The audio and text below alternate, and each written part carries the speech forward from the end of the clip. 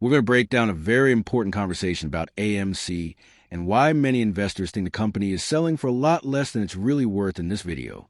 We will talk about institutional buying, market behavior, worries about hedge funds' cash flow, technical pressure on the stock, changes in the industry, and the bigger financial picture that still affects AMC's long-term prospects. Things start to get interesting when we talk about institutional action.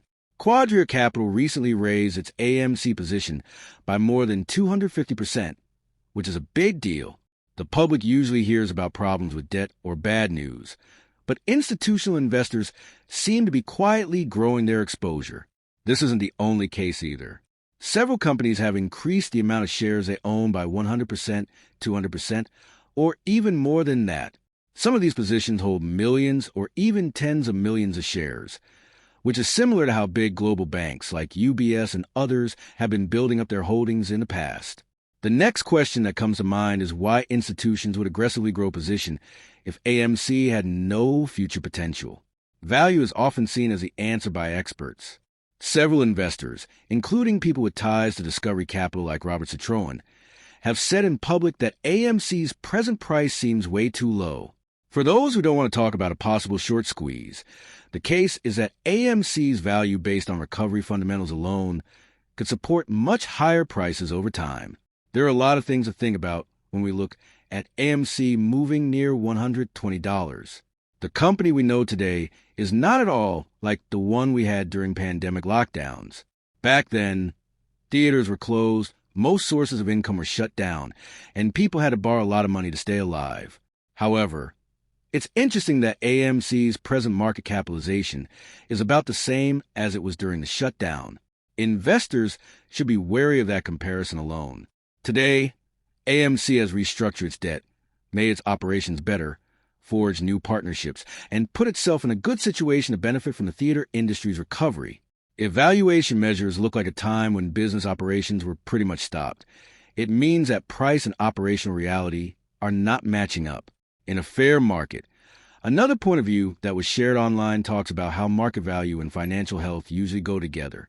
Since AMC's financial stability has gotten better since the lockdown, it makes sense that the company's value should eventually represent those improvements. Many long-term holders continue to talk about the undervaluation theory, which is based on this idea. As we talk more about the market, some experts and online commentators compare how much AMC and GameStop could be worth. Large theoretical market caps, like predictions of hundreds of billions of dollars, are based on assumptions about liquidity, exposure to derivatives, and investor mood. Some figures even guess that swaps and derivative structures may have hidden liquidity that could come out over time. Even though these predictions are still just guesses, they show how complicated modern markets are and why price discovery debates keep going. This brings us to another important subject: how markets work and claims of price control. Many people who support AMC say that the current price isn't just set by supply and demand. They say that things like swaps, tokenized exposure, failure to deliver positions, option structures, and dark pool trade activity can change how prices move. No matter how much someone agrees with them, they can't deny that AMC has had extremely high off-exchange trading percentages compared to many other stocks. When talking about derivative risks, stories from the past are also used. Some critics have linked the end of the credit squeeze to the complicated swap exposures that other banks, like UBS, took on. Reports say that UBS has built up its cash buffers and bought a lot of AMC shares, which some see as risk management for positions it has taken over. Again, different people have different ideas about what this means, but the discussion shows how big financial institutions can be linked. Citadel, the hedge fund that Ken Griffin started, is another event that is getting a lot of attention. According to reports, the company sold about $1 billion in high-grade bonds to pay back owners. What makes this interesting to observers is that Citadel has previously claimed strong profits while still using the bond markets to get cash. Some people say that healthy funds should create internal liquidity instead of issuing debt to pay out dividends, while others say that this is a normal way to manage money. No matter how it is interpreted, it has caused a lot of discussion about how liquid big hedge funds are. Some experts don't understand why a company that is in charge of tens of billions of dollars would need to issue bonds to the outside world instead of selling its holdings. Online, One idea put forward is that some positions may be very unstable or hard to close quickly without changing markets. People who support AMC often link this idea to fake short exposure, saying that it's hard to close large short positions without having a big effect on the market. Ambulance volume, OBV, which is often talked about in AMC communities, is used to show that retail investors have mostly hung on to their shares instead of selling them. Let's talk about how prices move and how they behave technically. When compared to other stocks, AMC's trading trends often look strange. As a result, VWAP levels are often the target of algorithmic trading. This means that price action can focus on keeping certain averages rather than reflecting the mood of organic traders.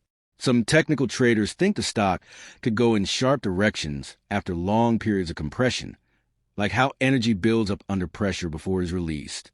But it's important to keep in mind that technical analysis is less accurate when there is a lot of algorithmic or off-exchange action. Supporters say that long-term control needs a lot of money. Price changes could happen very quickly if keeping downward pressure on prices gets too expensive or can't be kept up. People often talk about this idea in terms of stored energy finally releasing when constraints get weaker. Changes in the industry are also important to the main argument.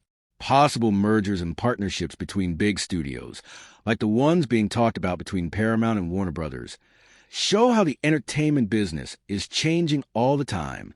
As companies change how they distribute their movies and movie theater schedules change, theater chains like AMC may be able to get more movies and more people wanting to see them. At the same time, there have been some strange intraday volatility spikes between 15 cents and 25s, which some traders think are caused by algorithms rather than regular retail trading patterns. Many buyers say that AMC trades differently than regular stocks because of historically high dark pool activity levels. Insider trading at Netflix, where several execs are said to have sold shares, is another comparison that is being talked about.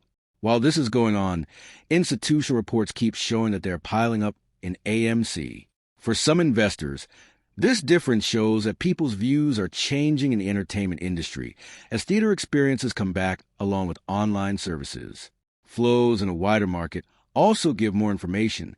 In the last week, institutional buyers sold over $8 billion worth of stocks, which was one of the biggest sell-offs ever. In spite of this, filings still show buying in AMC. This difference makes fans more sure that some investors see different levels of upside potential. Changes in regulations around the world also add to the conversation. South Korea's strict ban on naked short selling happened at the same time that its composite index did well, which led some experts to say that too much short selling can mess up markets. It's still not clear if similar regulatory action could happen in other places, but clear as throat, it continues to fuel discussion about how fair the market is. On a larger scale, the way cash moves is changing between types of assets.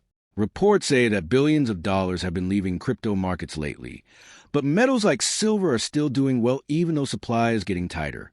People are also interested in AMC's ties to high-off mining, especially after news that natural resources have grown by more than 500 million silver equivalent ounces.